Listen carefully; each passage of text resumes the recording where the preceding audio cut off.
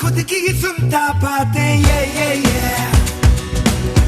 नादानी से है नाते ये मुर्रादा आते जाते ये दिल को कहता ये राते ये वो देखे हैं आंखों में किस्मत की आंखें डाले हवा के कानों में जाके कहे किस्मत कितनी है दिल ये जिद्दी है दिल ये जिद्दी है दिल ये जिद्दी है जिद्दी है दिल ये जिद्दी है दिल ये जिद्दी है दिल ये जिद्दी है दिल ये जिद्दी है जिद्दी है दिल ये जिद्दी है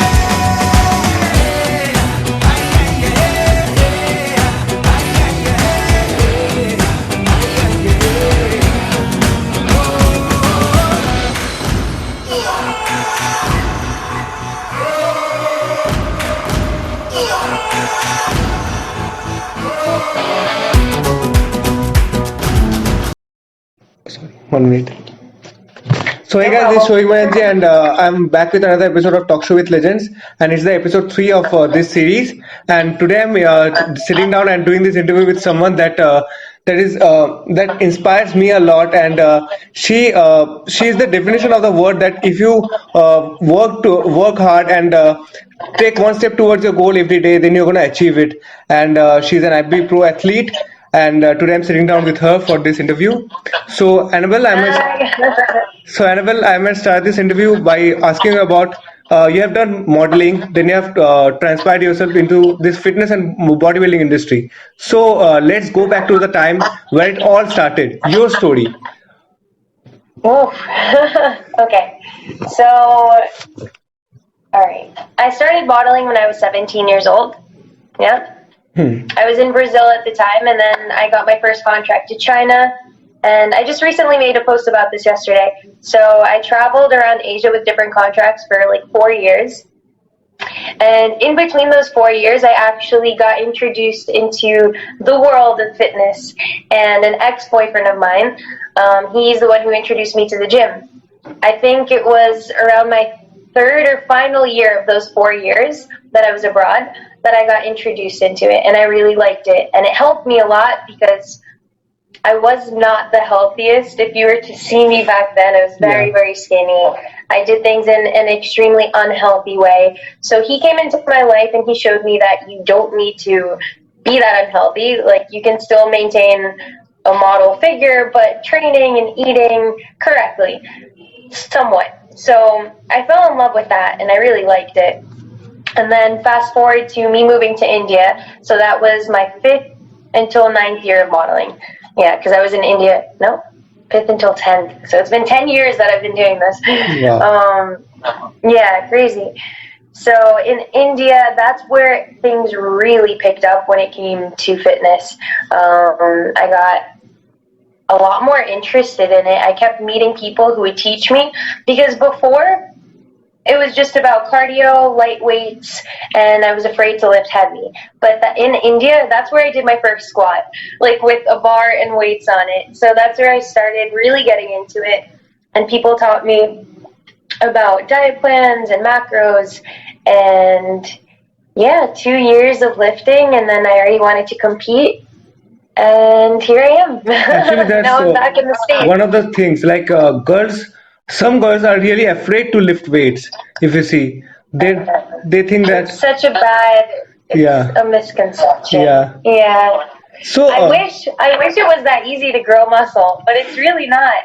And you have to have everything in the right place in order to grow. So it's not just about going to the gym and lifting heavy. Yes, that's very important because you need to give your muscle stimulus and a reason to grow. But you also need to be eating enough to do that. You also need to be recovering well. Sleep is super important and so underrated. No one talks about it. So yeah, and it takes time. It really takes time, because if you were to see my body 4 years ago to now, that's the real difference. Not in the first year. Obviously, there were like little transformations, but the big comparison that everybody sees is from 4 years ago.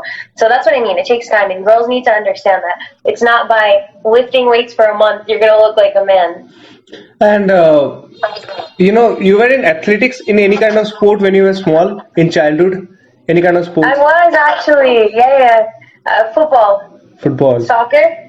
Yeah. That's a famous. We're Brazilian, right? My Yeah. dad has two daughters, so he taught both of us how to play football. So I was playing since I was 3 years old, and I played up until I was 13 before I moved to Brazil.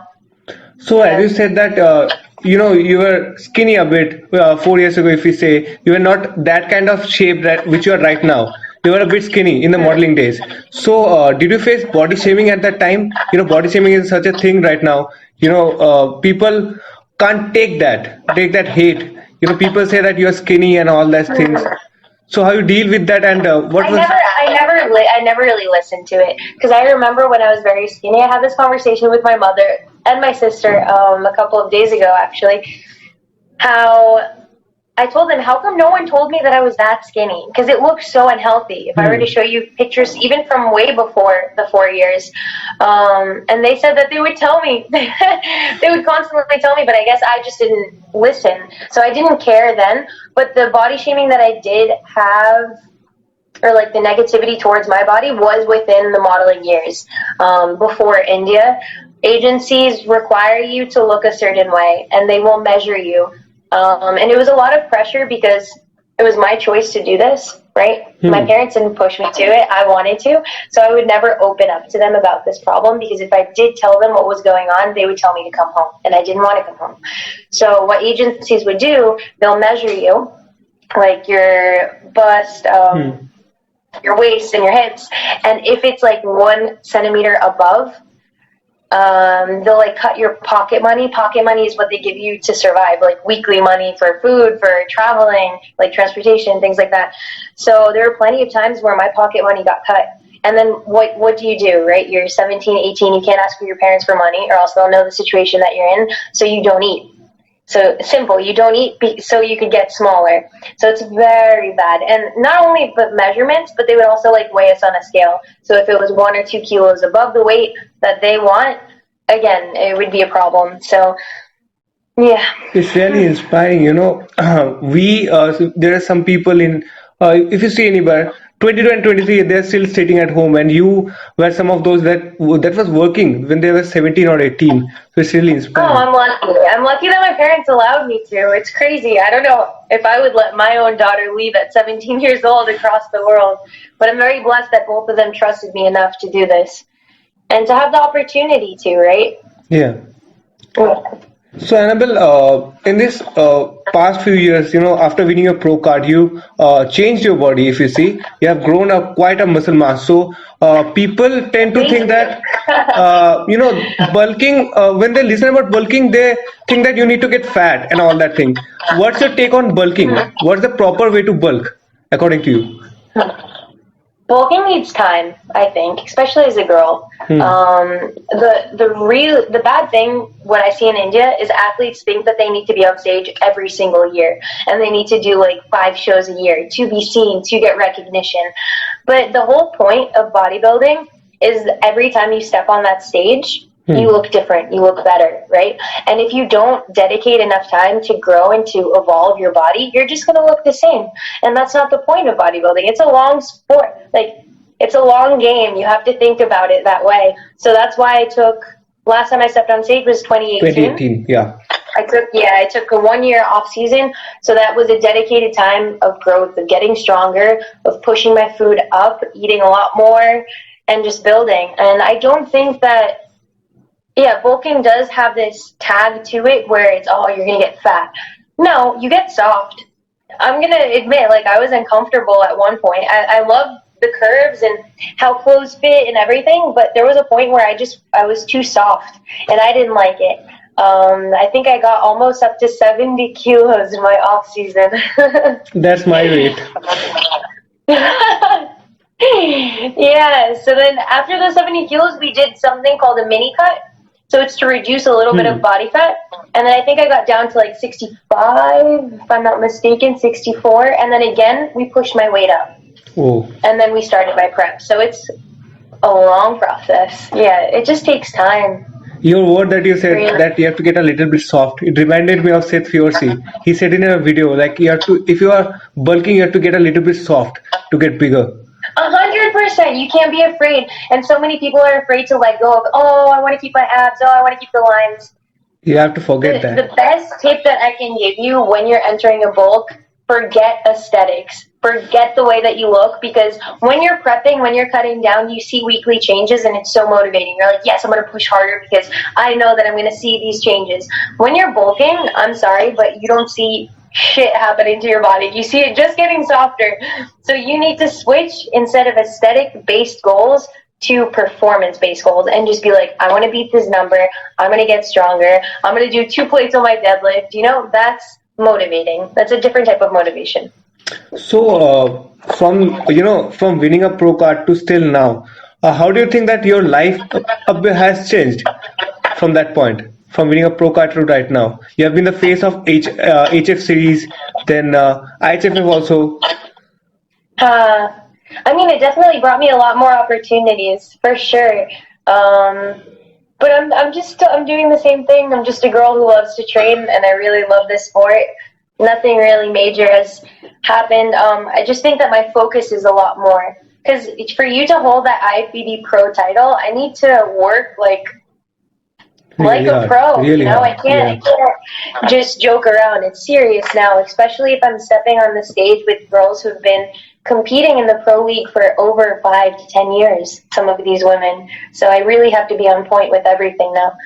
I just forgot how many weeks you are out right now. How many weeks out? 12 weeks. 12 weeks Yeah. out.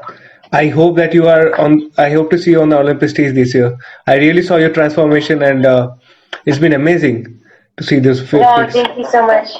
So, That is the goal. I have a couple of shows lined up. The first one is going to be in May. It's called the New York Pro. It's a massive show. massive show, I can't yeah. believe that that's going to be my first. And then we have like 4 other options after, but let's see how I place. Yeah. So, Annabelle, people want to know that there are different categories in bodybuilding, of course, and everyone has their some like in men's physique, the judges judge you by seeing your upper body. Okay, like the width of the. So, what's in this bikini division? So, what's judges look in this? Okay, so for the bikini division, it's a little tricky because you have to look muscular, but not too muscular. You can't be too vascular, and you have to be shredded, but not too shredded. So it's like a very fine line when it comes to conditioning, and you don't know what the judges want. Sometimes they want someone who's extremely lean, and sometimes they're looking for a fuller look. So someone who looks like, I guess because you're full, you look a little bit softer too. But anyway, what the judges are actually looking for is an X shape. So that means nice delts, a tiny waist, and you're definitely judged on your back pose. So the glutes and the hamstrings. There's this magical area called the glute ham tie-in that every bikini girl is hoping to look great on stage. So it would be these things, and of course, presentation is everything. Yeah, Just posing. because your physique is amazing, you need to know what poses look best for your body, because a pose that looks good on me is not going to look good on the next girl. So it's all about the tiniest little tweaks, and from the moment you step on that stage, the eyes are on you. So you need to make sure that your walk, your posing, the transitions, the smile, the energy that you bring on stage counts just as much as the physique you're bringing on stage. I want to go on something that's controversial, of course. People have been telling that the bikini athletes don't work as hard as the other divisions do. Some people. Oh, screw them! No, but I understand why they're saying that, because I see how some bikini girls train, and it makes me sad. It really does, because I think that girls put just as much as intensity as guys do. Probably not. You can't compare numbers with weights, but the intensity that I train with is pretty high. And one more thing is But that I understand where that comes from, because I see girls doing high reps, glute kickbacks, blah, blah, blah, blah. and There's a different type place of for that, exercises which even if doesn't have it's any around meaning. training. Sorry? Also, some exercises which doesn't have any requirement. I see. They show some exercises that doesn't exist. I think there are some athletes they make it up. Instagram for the Instagram fame. Just for Instagram, Yeah. I would say unfollow. Also, Annabelle, there is one more word that people right now, if you see in the news, they're saying that bikini athletes, because you're an IFBB pro, so you cannot be natural if you if you step on that stage as a bikini athlete or That's any my position. goal. Oh yeah. I won my pro card natural. I've been natural at this entire time. Some people are gonna say that I'm naive because I know that girls are stepping on the stage Hmm. taking steroids.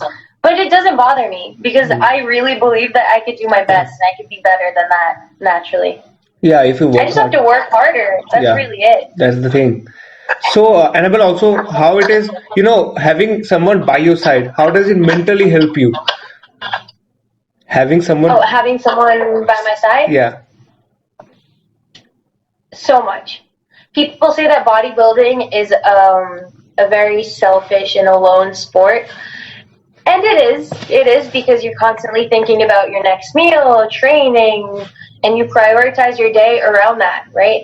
But being alone on prep is not a fun thing. You need to have that emotional support from family. Like, I'm so blessed that I have my mother who doesn't really understand the sport, but she still understands it in her way, and she's there for me no matter what.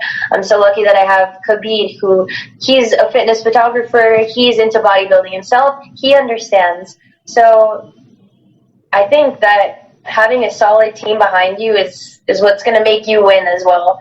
I wouldn't be able to do this alone. I also love his voice. His voice is really cool. He's such an amazing singer, Hannah. Yeah.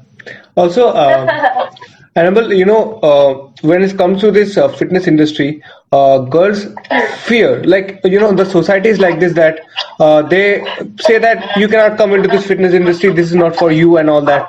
So, what will be your one message to all those girls who have a dream to one day do something in this fitness industry? Why do you think they fear? The I didn't society, understand the the question. society is like that. If you if you do something, this is not a career for you. This is for the men's. There are some people in the society who has this tendency. So, what will your message to those Huh. girls? If you lift, My you message to girl or guy, whatever your dream is, don't let anybody come in the way of it. I think you can get feedback from people who truly love you and understand who you are, so family, girlfriend, boyfriend, partner, whatever. But any outside comments, even if it coming from your friends, you never know. They may just have a negative mindset. And what happens is people project their reality onto yours. So if I say, I have a dream of being Miss Bikini Olympia, or when I was telling people I want to compete in 2016, and people would be like, "No, it's a waste of time. Don't do it. You're not going to be anybody in this sport if you don't take steroids. You can't." I didn't give up. I didn't listen. It came in here, went out here, because I had belief in myself. So I think that is everything. Like, if you have a dream, believe in it and don't let anybody tell you otherwise. And if you do start believing in the negativity of others, that just shows that you don't have enough belief in yourself. Yeah. So, Annabelle, one more thing is that what does a day in the diet look like for a bikini athlete? A day in a diet? Hmm. Like, I eat a lot of food. people have a misconception that they Like, are you don't eat anything. They have a misconception like this. Nahi. I will give a little bit of insight because I always do my prep updates on Instagram. Yeah. But I don't like giving my macros because I don't want girls to copy. And I know that so many will be like, oh, Annabelle is eating this much, I'm going to eat this much. Everybody's different. And it took me years to build up to this point. But I can say that the whole point of my bulk was to get my food higher. Because imagine when you're cutting for a competition, right? There are tools. So you use cardio as a tool to create a bigger deficit. You reduce food. There are so many things that you can do. But how are you going to reduce food if you're eating so little? So that's why it's so important for you to eat a lot, build up your food. So when you start prepping, it's not that hard. Like I started my prep with 2,200 calories. That's what my daily intake was. And now I'm 4 weeks into my prep. So obviously that has lowered, but not a crazy amount. I think on my training days, I'm having 2,000 calories. And then on my rest days, which is 2 days a week, I'm having 1,800 calories. So it's nothing bad yet. I know that it's going to get worse. Obviously, prep is not easy, and there's going to be a point where my calories get lower, and it's not going to be fun, and I'm going to be feeling without energy. But that's the point of the game, you know? like the last. But it doesn't mean that you need to start eating 1,000 calories at a prep. That is so wrong, so wrong. Just like the last week, before competition, the last week, the peak week, it's the most difficult time I think in an athlete's life because you are cutting down so many things. You know what? A lot of people think that, but no. I don't know if it was because last competition I was ready earlier. I was ready to step on stage 4 weeks out. So what we did, she tested, like, I'm going to give you this many carbs. So she saw how my body responded, and she knew how to peak me. So peaking just means how to fill your body up, right? So she knew that I needed to have higher carbs starting from 3 days out, and that's when my body looks the best. So that's exactly what we did on peak week. But we only knew that because I was ready before time, and we could do that little trial and error and see how my body responded to the carbs. Now, when it comes to peak week, a lot of people say cut sodium, cut water. I never cut anything. I didn't even cut carbs. Like, I was having carbs up until my show. And the only time that I manipulated water was show day, and I would have like 200 ml with each meal, and I had 3 meals before stepping on stage. But even before that, the night before, I was having my 3 liters of water. It's different. I had a live with my coach, and she's like, it's different for enhanced athletes, so people who take steroids. I think there's a different way that they need to manipulate water and sodium and things like that. But for a natural, you need these things. You shouldn't be cutting them out. So Annabelle, as a natural athlete, how difficult it is to put on muscle? How difficult it has been for you? Because people who take the shot.